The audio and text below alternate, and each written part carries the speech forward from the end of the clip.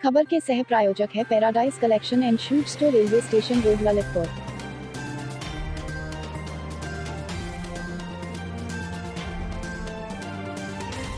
इस खबर की सह प्रायोजक Sanskar Valley Academy School, Mahroni road, Masaura Kala, Lalitpur.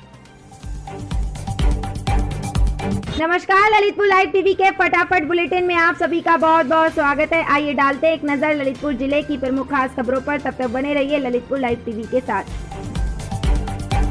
Lalitpur police अधीक्षक प्रमोद कुमार ने स्वयं शहर की सड़कों पर उतरकर लोगों को लॉकडाउन का मतलब समझाते हुए पाठ पढ़ाया और लॉकडाउन के दौरान दिखाई सख्ती। लॉकडाउन के दौरान शहर के व्यस्तम मार्केट कटरा बाजार स्थित साड़ी मार्केट में दुकानदार महिलाएं दुकान की शटर खोलकर साड़ियां बेचते नजर आईं। इन्हें जरा भी कोरोना का डर नहीं लग रहा है। बेखौफ होकर ग्राहक भी खूब खरीदारी कर रहे हैं। ललितपुर पुलिस अधीक्षक प्रमोद कुमार ने जिला अस्पताल परिसर में संचालित भोजन सेवा केंद्र पहुंचकर जरूरतमंदों को स्वयं अपने हाथों से भोजन परोसकर उन्हें भोजन खिलाया और इस पुनीत कार्य के लिए अन्नपूर्णा सेवा समिति के इस पुण्य के कार्य की भूरी प्रशंसा की। इस दौरान उन्हें अन्नपूर्णा समिति द्वारा उन्हें समिति का संरक्षक बनाया गया। ललितपुर जिले के थाना पुरा कला क्षेत्र अंतर्गत हसार कला गांव में एक गरीब किसान के मकान में बीडीसी का चुनाव हारे प्रत्याशी ने अपने गुंडों के साथ गाली गलौज करते हुए मकान में आग लगाने की मामले को लेकर थाना पुरा कला पुलिस ने आरोपी के खिलाफ कार्रवाई करते हुए मामूली धारा 151 काटा चालान, जिससे असंतुष्ट होकर पीड़ित ने पुलिस अधीक्षक कार्यालय पहुंचकर मदद की लगाई गुहार और आरोपी के खिलाफ सख्त कार्रवाई की मांग। अब देखिए खबरें विस्तार से। तब तक बने रहिए ललितपुर लाइव टीवी के साथ। ललितपुर पुलिस अधीक्षक प्रमोद कुमार ने आज वीकेंड लॉकडाउन के दौरान कोतवाली प्रभारी संजय कुमार शुक्ला सहित शहर कोतवाली पुलिस बल के साथ शहर की प्रमुख चौराहों बाजारों में शहरवासियों को लॉकडाउन का पाठ पढ़ाते हुए अपने अपने घरों में सुरक्षित रहने की अपील की और बेवजह घर से सड़कों पर घूमने पर सख्त हिदायत दी, जिसको लेकर सड़कों पर बेवजह घूम रहे लोगों पर पुलिस ने खूब शिकंजा कसा तथा जुर्माना भी वसूला, जिसको लेकर भी बाजार घूम रहे लोगों में हड़कंप मच गया है और सब अपने अपने घर की ओर भागते नजर आए। तो वहीं पुलिस अधीक्षक ने शहर की हृदय दिवस घंटाघर चौराहे पर फुटपाथ पर बैठी गरीब तबके के लोगों से बातचीत करने, मास्क बांटे तथा मास्क लगाकर घर से निकलने की सलाह दी, जिससे कि इस महामारी के दौर से निजात मिल सके। इसके अलावा पुलिस अधीक्षक ने पूरे शहर में बैरिकेडिंग का मुआयना किया तथा सुरक्षा के सभी इंतजामों का बारीकी से निरीक्षण किया। तथापि बजे घूम रहे लोगों पर सख्त कार्रवाई एवं जुर्माना वसूलने के निर्देश भी दिए। ललितपुर लाइव टीवी के लिए महेंद्र सिंह बुंदेला के साथ पंकज रायकवार की रिपोर्ट। रेट है वो अभी भी बना हुआ है, लोग पॉजिटिव आ रहे हैं, टेस्टिंग हो रही है और शासन ने भी जो लॉकडाउन जो पार्शियल कर्फ्यू है उसकी समावधि भी 17 तक बढ़ा दी, 17 मई तक बढ़ा दी गई है। हमने पूरे शहर में आप देखेंगे जितने भी एंट्री पॉइंट है वहाँ पे हर जगह हमने ड्यूटियाँ लगाई हैं, बैरिकेड लगा के चेकिंग कराई जा रही है। जो अनावश्यक लोग आ रहे हैं उनको रोका जा रहा है, उनके चालान भी किए जा रहे हैं। साथ ही साथ इस चीज़ का भी ध्यान रखा जा रहा है जो ज़रूरी सामान है उन लोगों को अलाउ किया जाए और जो मरीज़ बीमार हैं, जो ऐसे लोग हैं जो शव गृह या वहाँ पे काम करते हैं उनको अलाउ किया जा रहा है, उनकी मदद भी की जा रही है और शहर के भीतर भी जो है चेकिंग लगाई जा रही है। साथ ही साथ मैं अभी अनुरोध भी करूँगा जो व्यापारी हैं उनसे भी कि थोड़ा ये लोग भी सहयोग करें, अपनी जो दुकानें हैं उसको अनावश्यक रूप से ना खोलें। जो मेडिकल की दुकानें हैं, जो दूध की दुकानें हैं, ऐसी दुकानें जो अलाउड हैं उन्हीं को सिर्फ खोला जाए। कई प्रकार की शिकायतें आ रही हैं, अगर कुछ ऐसे तथ्य भी निकल के आएंगे तो FIR भी जरूर कराएंगे।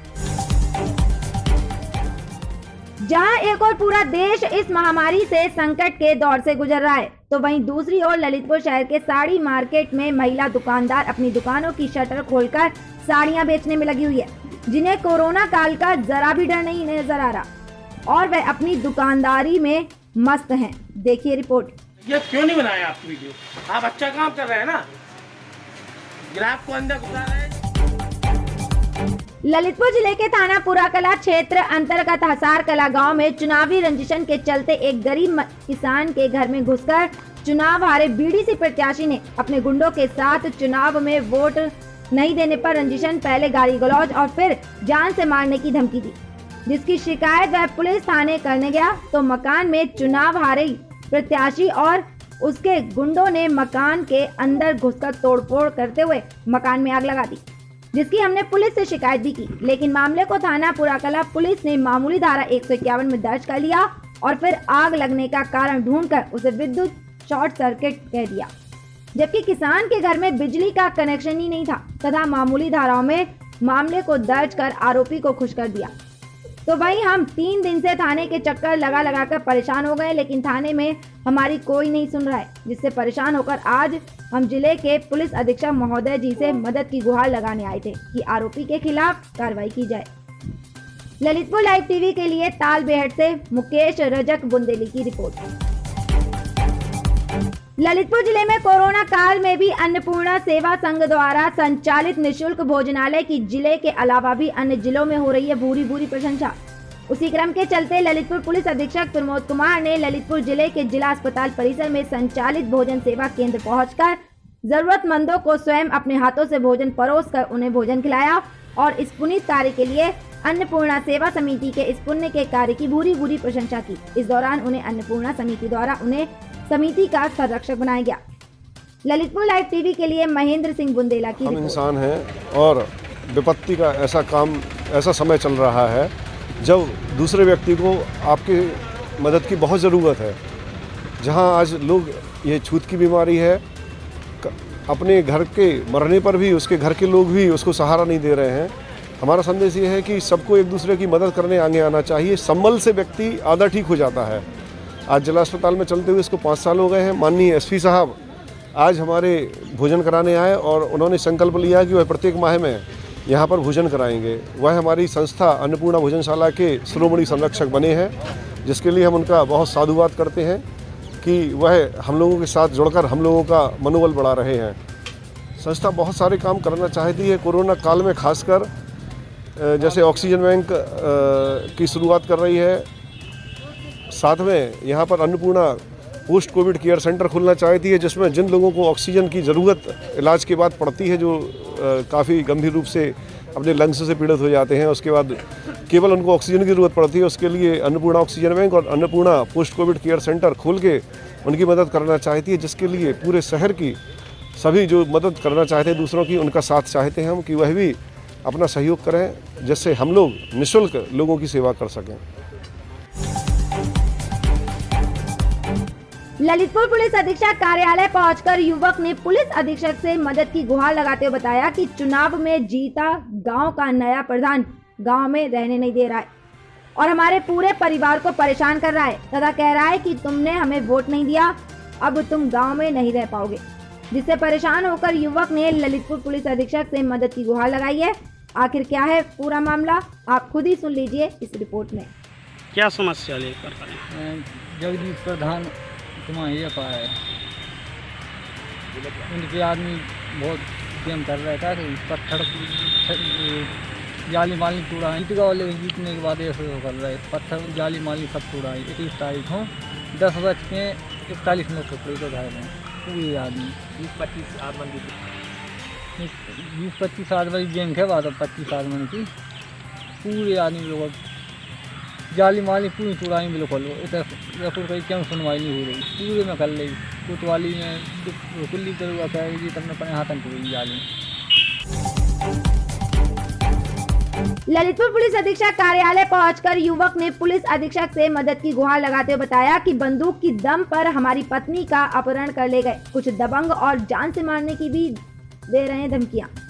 आखिर क्या है पीड़ित का कहना, आप खुद ही सुन लीजिए। बहन की यहाँ चकलालून गई थी, करीब वहाँ से हमारे बताया उनने कि 8:30 बजे चकलालून से निकली सर। तो जी गुलेंदा और जखौरा के बीच में 10-15 लोगों ने बंदूक दिखा के और अगवा कर लिया। मेरी पत्नी का बिना कागजों का प्रमाण पत्र लेके आधार कार्ड में लिया था सब, और जो वहाँ से जब हमने पर्चा डाली तो सर तो वो पर्चा भी मेरे पास है, वो मेरे पास उनका आधार कार्ड है, और इनने सर बिना कागजों का प्रमाण पत्र निकलवा के और बंदूक का सहारा लेके और सर जी लोग इनका अपहरण करके ले गए। 40 ले गए सर, और एक यार रोशन यादव भी नाम बताया था। अब निवासी 40 राजा तो हैं सर का नाम से महेशपुरा की, और जी हैं बुढ़ेरा की बता रहे यादव जी सर। और का नाम से फिर हमने तो आगे जानकारी ली सर, तो करीबन 9 बजे कुछ लोगों ने बताई सर। हमें एसपी ऑफिस भी साफ करी साहब, सब जगह भी सब शिकायत करी सर, अभी तक मेरी सर कोई सुनवाई नहीं हुई। श्रीमान जी मेरी सुनवाई की जाए सर। ब्लॉक के हम दावेदार हैं भाजपा से सर, और सर मेरी इसीलिए सर उन लोगों ने सोचा कि ये अनुसूचित जनजाति का इसका तनक बैकग्राउंड ज़्यादा दिखा रहे सर, इसीलिए ये लोग डरवा धमका के बंदूक लगा के 10-15 लोग अगवा करके ले गए कि अनुसूचित जनजाति का शहरिया ये बन ना जाए। क्यों कि पूरी साजिश चाली राजा की है, इसको मेरे बारे में बुरा लगता है साहब।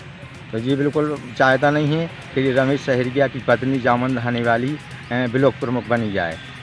वैसे आए हैं सर इसीलिए आए श्रीमान जी कि मेरी पत्नी को साहब बिल्कुल वापस लौटा दिया जाए सर। मुझे साहब जो डर है सर दोषियों के खिलाफ कार्रवाई की जाए और मेरी पत्नी के भतीजे के लिए साहब बिल्कुल बेदाग वापस किया जाए सर। मेरा पुलिस प्रशासन और सभी लोगों से निवेदन है, अगर आप लोग अगर ये नहीं करेंगे तो कल हम घंटा घर पे अपना भूख हड़ताल पे बैठेंगे पूरी समाज। तो फिर सरकार जाने, सरकार का काम जाने, प्रशासन का काम जाने सर। हम लोग साहब इतने बड़े आदमी तो है नहीं शहरिया जाति के हैं, हम अपनी पूरी समाज क्षेत्र को जोड़ के घंटा घर पे यहाँ चाहे हम लोगों को हमें फांसी लगाना पड़े सर, अभी शाम तक वापस नहीं आई तो। ललितपुर पुलिस कार्यालय पहुंचकर थाना नाराहट अंतर्गत पटना गांव की एक महिला ने अपने परिवार की सुरक्षा को लेकर पुलिस अधीक्षक से लगाई मदद की गुहार। आइए देखते हैं क्या है ये पूरा मामला, देखिए इस रिपोर्ट में। हमारा नाम सुमन है, हम पटना से आए हैं। हमारे पड़ोस वाले हमारे परिवार के साथ मारपीट भी कर चुके हैं, रोज रात को गाली देते हैं। कल्ले मंगल अशोक रमेश। आपने इसकी शिकायत थाने में की है? 2 बार कर चुके हैं लेकिन कोई कार्रवाई नहीं हुई है। बरोदिया की है, नाराज की है, कोई कार्रवाई नहीं हुई। हम आज एसपी साहब के न्याय के लिए आए हैं।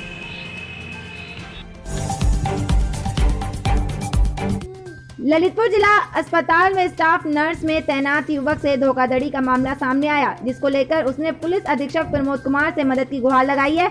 आखिर क्या है पूरा मामला, देखिए इस रिपोर्ट में। मेरा नाम आशीष कुमार है, मैं बांसी से हूँ और मैं डिस्ट्रिक्ट हॉस्पिटल में स्टाफ नर्स के पद पर तैनात हूँ। तो मैं नाइट ड्यूटी पे था। नाइट ड्यूटी करने के बाद मैं रात का पूरा जगा हुआ था, एक स्टाफ आया नहीं था, मैं अकेला स्टाफ ड्यूटी पर था। तो मैं पूरे रात का जगा हुआ था। मैं सुबह 7 बजे सोया और 7:30 बजे मुझे एक कॉल आई। तो मैंने सोचा डॉक्टर की कॉल है, तो उन्होंने बोला 25,000 रुपये मेरे पे फ़ोन पे नहीं है, मैं तुम्हारे अकाउंट में ट्रांसफ़र करवा दूंगा और तुमसे मैं ले लूँगा। तो मैंने सोचा ठीक है 25,000 रुपये मेरे अकाउंट में आ जाएंगे तो डॉक्टर को देना है तो मैं बाद में निकाल के दे दूँगा। तो उनने किसी को कॉन्फ्रेंस पे लिया, तो मैंने सोचा डॉक्टर ने किसी को कॉन्फ्रेंस पे लिया जिससे वो पैसे मंगा रहे हैं। तो उनने मेरे मोबाइल पे एक लिंक भेजी तो उनने बोला इस लिंक पे आप पेमेंट मतलब फिल कर दीजिए पैसे, तो मेरे अकाउंट से तुम्हारे अकाउंट में आ जाएंगे। तो मैंने 25,000 एक बार किया तो 25,000 फेल्ड हो गए। मैंने उनसे बोला फेल्ड हो गया ट्रांजैक्शन, तो उनने बोला 10,000 करके भेजिए। मैंने 10,000 एक बार करके और सेंड किया तो उनके में सेंड हो गए। तो मैंने बैलेंस देखा तो मेरा बैलेंस 10,000 माइनस हो चुका था। तो मैंने उनको बताया मेरे 10,000 रुपये कट गए हैं। तो उन्होंने बोला तुमने गलत तरीके से किया, दोबारा कीजिए। तो दोबारा मैंने किया तो 10,000 और मेरे कट गए। तो फिर वो बोलते हैं तुमने UPI ID तुमने डाली थी, अब मैं डालूँगा, अब दोबारा से आप कीजिए। तब मैं समझ गया कि मेरे साथ फ्रॉड हो रहा। तो मैं इस प्रकार से मेरा पूरा टोटल 20,000 का फ्रॉड हो चुका। क्या नाम है उन डॉक्टर साहब का? किसका क्या है? उनका एक लिंक आई थी, तो लिंक में उनका नाम मलिक कुमार, IDFC का बैंक का उनका नंबर आ रहा था, उस पर लिखा था मलिक कुमार IDFC। जो लिंक आई थी उस पर लिखा था मलिक कुमार IDFC बैंक 6181 उनका नंबर लिखा था। मैं SP ऑफिस में आया हूँ, कंप्लेन लिखवाने आया हूँ कि मेरा पैसा इन पे कार्रवाई की जाए और मेरा पैसा वापस करवाया जाए और इन पे 420 का मुकदमा लिखा जाए और आगंदा के ऐसे ही मामले में संगीन धाराओं के खिलाफ इन पे केस किया जाए। ललितपुर जिले में आज कोरोना पॉजिटिव मामलों में रोजाना की अपेक्षा आज कुछ राहत देखने को मिली है, जिसके चलते जिले में आज बहुत कम कोरोना के मामले सामने आए तथा जिला प्रशासन द्वारा समय समय पर प्रचार और प्रसार के माध्यम से लगातार कोरोना की चेन को तोड़ने के लिए लोगों से अपने अपने घरों में सुरक्षित रहने की लगातार अपील की जा रही है, जिससे इस महामारी से बचा जा सके। तो ये थी आज की 10 बड़ी खबरें। इस तरह की खबरें देखने के लिए हमारे ललितपुर लाइव टीवी चैनल को सब्सक्राइब, लाइक एंड शेयर करें, ताकि देश विदेश की और ललितपुर की हर छोटी बड़ी खबर हम आपको जल्द से जल्द समय समय पर पहुंचाते रहें। नमस्कार, धन्यवाद। Subscribe now and press the bell icon. Never miss an update.